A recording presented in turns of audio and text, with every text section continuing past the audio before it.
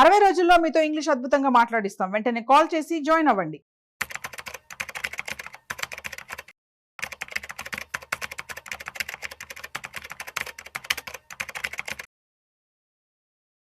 నమస్తే, welcome to Suman TV. Present మనతో ఉన్నారు వెల్ది చక్రధర్ గారు, amp registered mutual fund distributor. ఆయనతో మాట్లాడదాం. నమస్తే అండి. నమస్తే అండి. Welcome to our studio. Thank you. చాలా మందికి అంటే డబ్బులు ఇన్వెస్ట్ చేయాలనున్నా ఎక్కడ ఇన్వెస్ట్ చేయాలి ఏంటి అనే దానికి సంబంధించి సరిగ్గా అవగాహన ఉండదు. ఇప్పుడు ఇది మల్టీ స్పెషాలిటీ ఇన్వెస్ట్మెంట్స్ అని అంటున్నారు. అంటే ఏంటి మల్టీ స్పెషాలిటీ ఇన్వెస్ట్మెంట్స్, ఎవరికి యూజ్ఫుల్, ఎలా ఉంటుంది? యాక్చువల్గా మంచి క్వశ్చన్ అడిగారండి. మనకి మల్టీ స్పెషాలిటీ అనగానే హాస్పిటల్స్ గుర్తొస్తాయి సాధారణంగా అందరికీ కూడా. చూడండి, మనకి జనరల్ గా ఒక హార్ట్ ఉంది అనుకోండి, గుండె సంబంధించి ఒక డాక్టర్ ఉంటారు, కార్డియాలజిస్ట్ అని. అలాగే నెఫ్రాలజిస్ట్ ఉంటారు, అలాగే పామాలజిస్ట్ అంటారు, అంటే లంగ్స్ సంబంధించి.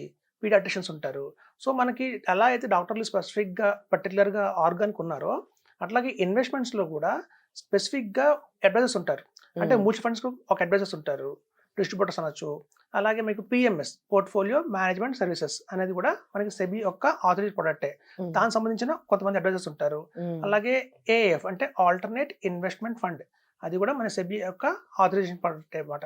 దానికి సంబంధించిన స్పెషల్ గా అడ్వైజర్స్ ఉంటారు. సో మనం మ్యూచువల్ ఫండ్స్ వాళ్ళ దగ్గరికి వెళ్ళి మనం ఏఎఫ్ అడగకూడదు, అలాగే పిఎంఎస్ గురించి అడగకూడదు, వాళ్ళు చెప్పలేరు. అవును, వాళ్ళకి సంబంధం లేదు దాని గురించి.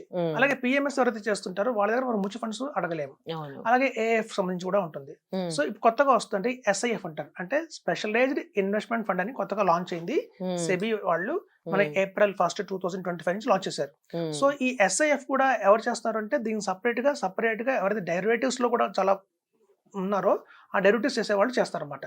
సో మన మ్యూచువల్ ఫండ్స్ అడ్వైజర్స్ ఎవరు కూడా ఈ ఎస్ఐఎఫ్ చేయలేరు. సో కాబట్టి మన దగ్గర ఎప్పుడైతే వాల్యూమ్ ఉంటుందో, అంటే ఒక కార్పస్ ఉంటుందో, అది 1 crore కావచ్చు, 50 lakhs కావచ్చు. అలాగే మనకు సపరేట్ గోల్స్ ఉంటాయి, అంటే చిల్డ్రన్ మ్యారేజ్ కానీ, ఎడ్యుకేషన్ కానీ, మన సెల్ఫ్ రిటైర్మెంట్ కానివ్వండి. కొంతమందికి వెల్త్ క్రియేట్ చేస్తాం అనుకుంటా, అంటే ఆల్రెడీ మన దగ్గర 10 కోట్లు ఉన్నాయి, ఆ 10 కోట్లని 20 కోట్లు 30 కోట్లు ఎలా పాలించాలి, ఎలా చెయ్యాలి వాటిని, అలా చాలా మందికి డిఫరెంట్ గోల్స్ ఉంటాయి. సో మనకున్న గోల్స్ ప్రకారం మనకున్న అడ్వైజర్స్ సెలెక్ట్ చేసుకోవాల్సి వస్తుంది.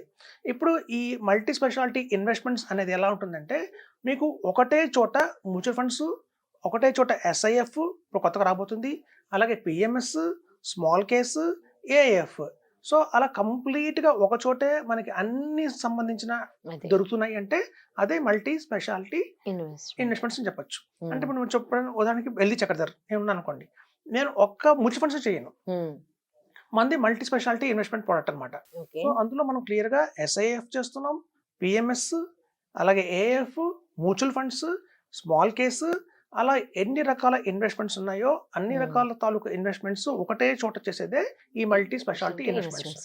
సో సాధారణంగా మనకి బయట మార్కెట్ లో మ్యూచువల్ ఫండ్స్ అడ్వైజర్స్ బాగా దొరుకుతారు, అలాగే ఇన్సూరెన్స్ అడ్వైజర్స్ దొరుకుతారు.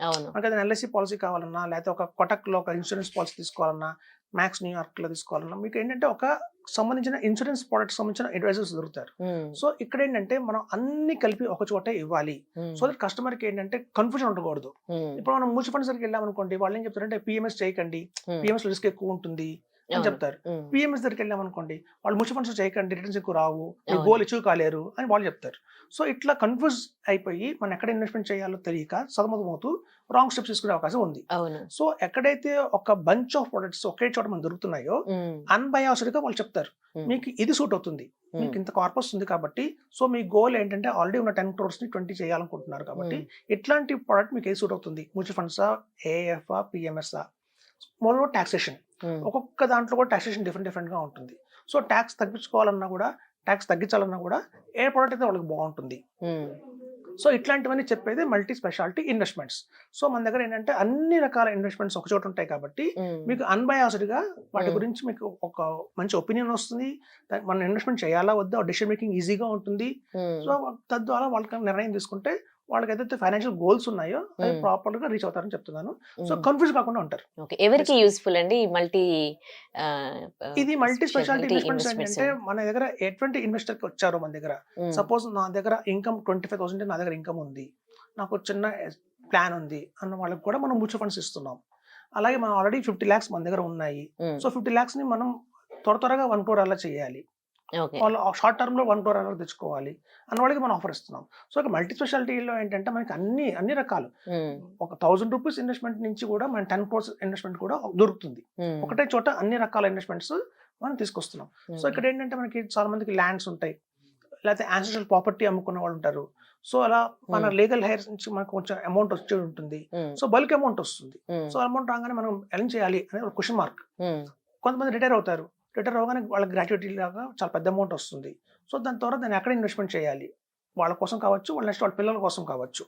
సో, ఇట్లాంటివన్నీ కూడా ఒక కూలంకుషంగా ఒక అర్థం చేసేలాగా, అంటే ఒక ప్రోడక్టే గొప్పది, ఇంకో ప్రోడక్ట్ గొప్పది కాదు అని చెప్పకుండా అన్ని ప్రొడక్ట్స్ గురించి వాళ్ళకి వివరంగా చెప్పి ఇది బెస్ట్ మీకు అని సజెస్ట్ చేసేదే ఈ మల్టీ స్పెషాలిటీ ఇన్వెస్ట్‌మెంట్. ఓకే. ఈ మల్టీ స్పెషాలిటీ ఇన్వెస్ట్‌మెంట్స్ వేరే ఇన్వెస్ట్‌మెంట్స్‌తో కంపేర్ చేస్తే how come it is better than other investments? Other investments అంటే చూడండి చెప్తున్నాను, మ్యూచువల్ ఫండ్స్ కోసం మనం మ్యూచువల్ ఫండ్స్ అడ్వైజర్స్‌కి వెళ్ళామనుకోండి. అదేంటి? వాళ్ళు చెప్తారు ఎస్ఐఎఫ్ చేయకండి. ఎస్ఐఎఫ్‌లో పెద్దగా ఏమీ లాభం రాదు. ఎందుకు వాళ్ళు చేయట్లేదు కూడా చెప్తారు. ఆ ప్రోడక్ట్ వాళ్ళ దగ్గర లేదు కాబట్టి ఆ ప్రోడక్ట్ గురించి వాళ్ళ ఎక్కువ నాలెడ్జ్ ఉండదు వాళ్ళకి. డెరివేటివ్స్‌లో వాళ్ళు చేయరు. సో, కాబట్టి అన్నెసెసరీగా ఏంటంటే లేనిపోని భయాలు పెట్టేసి ఇది చేయకండి మీరు అని చెప్పి ఒక రాంగ్ గైడెన్స్ ఇచ్చే అవకాశం ఉంది. ఇదే మల్టీ స్పెషాలిటీ దగ్గర ఏంటంటే మనకు అన్నీ ఉంటాయి కాబట్టి వాళ్ళు అన్బాసిడర్ చెప్తారు. మ్యూచువల్ ఫండ్స్ కావాలన్నా వీళ్ళ దగ్గర తీసుకోండి. ఏఎఫ్ కావాలన్నా వీళ్ళ దగ్గర తీసుకోండి. పిఎంఎస్ కావాలా వీళ్ళ దగ్గరే తీసుకోండి. సో, అన్ని వీళ్ళ దగ్గరే ఉన్నాయి కాబట్టి వీళ్ళకి ఏది బాగుంది కస్టమర్ పాయింట్ ఆఫ్ వ్యూలో ఆలోచించి కరెక్ట్‌గా గైడ్ చేస్తారు కాబట్టి సో, మల్టీ స్పెషాలిటీ ఇన్వెస్ట్‌మెంట్స్ ఇప్పుడు రాబోయే రోజుల్లో బెస్ట్‌గా ఉంటుందని చెప్తున్నాను. థ్యాంక్ యూ సో మచ్ వెల్లి చక్రధర్ గారు మాకు మల్టీ స్పెషాలిటీ ఇన్వెస్ట్‌మెంట్స్ గురించి అవగాహన కల్పించారు. Thank you. Thank you.